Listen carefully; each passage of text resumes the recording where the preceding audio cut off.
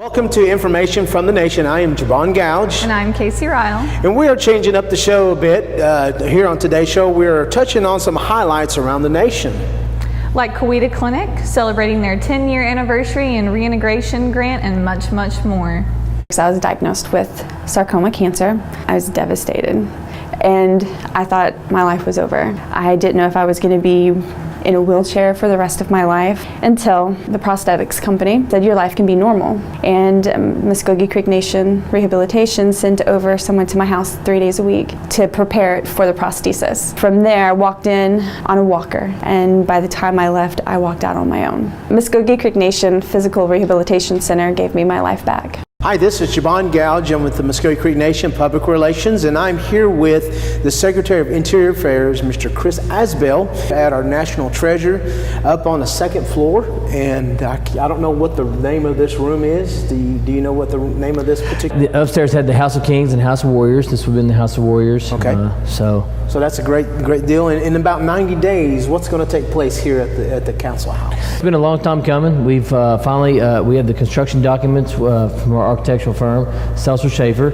They're they're done, 99.99% done. They had one little hiccup on the wall outside that we couldn't figure out how to incorporate some monuments that were put up after the fact. So we got that resolved, but we have a weird, funny mechanism that's going to allow us to get about $1 million back on this project through historic tax credits, and so we'll be using One Fire LLC as a developer, get money back on the project, and we have to have the project done by 2017. 2017. So that's our target date, is to be in and moving everything by the end of 2017. Awesome.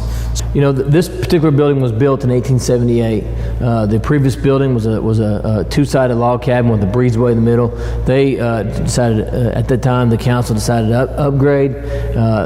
They salvaged all the supplies. That was actually burnt on site, and then the supplies that were some of those original supplies that were used in this building. That's what's kind of interesting about it. But we'll be putting the building back the way it was in 1878. Awesome. But we're going to have a few modern amenities. Obviously we have electric now, and we have a bathroom. I actually think the bathroom was decided that will be removed. But there's some modern amenities that we'll have, air conditioning, which is nice. But for all practical purposes, the building is going to be like a snapshot in time, 1878 to 1884. You better walk into the House of Kings or House of Warriors, and it will be recreated just like the way it was in 1878. Wow. That's great. So it's going to be really phenomenal. I think it's going to be a tourist destination. I think it's going to be a destination for our own citizens to come and learn about the Council House and what went on in those early formidable years for the nation as a government in Oklahoma. And so I'm looking forward to the project coming. Awesome. And that's great news. We actually have a lot of construction projects going on right now around the nation. The first phase of the Mound building, as well as the Okemah Hospital, that's reached over the halfway complete point. Yes, that was a great day. We was all out there. We had some of our dignitaries was there from the IHS was present for that. It was a great day, and the Okemah, it's a community clinic and hospital, so it was a great time. The nice thing about the new Okemah facility is accessibility from I-40, and we are holding a contest to rename the road that leads to the facility. And any suggestions, you can send them to Kacie Ryal. Right, and my email is actually listed on the Muscogee Creek Nation website on the Public Relations page under the Services tab. The reintegration program recently received a $219,000 grant to homeless veterans within their program, and so that's just a great thing that's happening there at the reintegration. Oh, that's some great news. Recently, the Kacie Clinic celebrated their 10th anniversary. Special recognitions awards were given to employees who had been with the clinic since day one.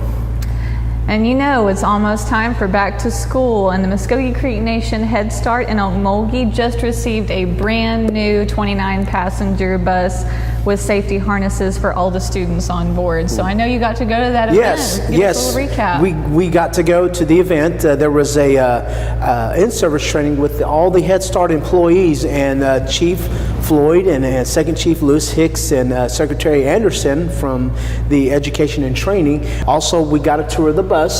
The bus was a great added feature, and like you said, the harnesses, the safety equipment. You know, we want to say safety first, and that's the whole purpose of us buying new buses for all our children that will be attending our Head Starts throughout the Muscogee Creek Nation territorial boundaries. So, but then again, it was a great time just to see that, and hopefully we'll have more to come. For sure, we're having one that will be delivered later on in the fall, and hopefully we're going to go after more buses for them. So, what do we have to look forward to the next couple of weeks? Well, we actually know that Employment and Training is offering a hospitality industry training at the Goodwill Industries in Tulsa, Oklahoma.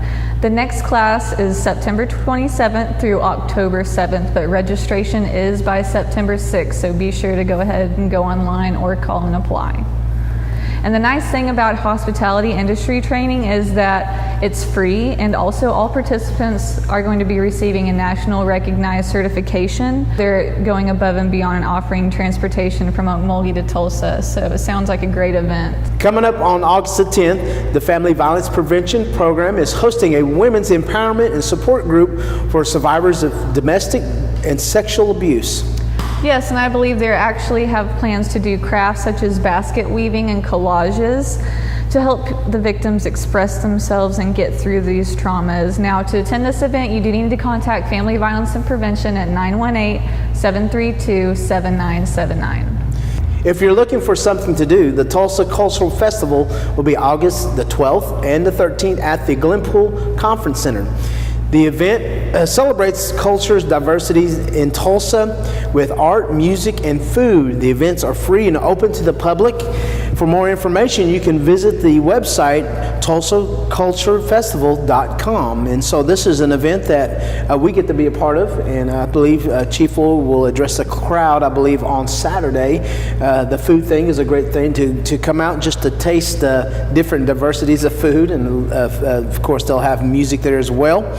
And of course, they have a concert that will be going on from 7 to 9 each Friday night and Saturday. And you'll have to pay for those tickets, right, Kacie? Yes, they are actually regular price $25, but since we are sponsoring the event, they're going to give us those tickets half price. So $12.50 for 2 live performers that's going to be playing both Friday and Saturday night. So don't miss it. Excellent. So you would just probably have to show your Creek citizenship card, and they'll give you the $15, the lower price for the tickets. So, and again, so we just thank you just for that. I think it's just going to be a great time of fellowship with everybody, different cultures there in Tulsa.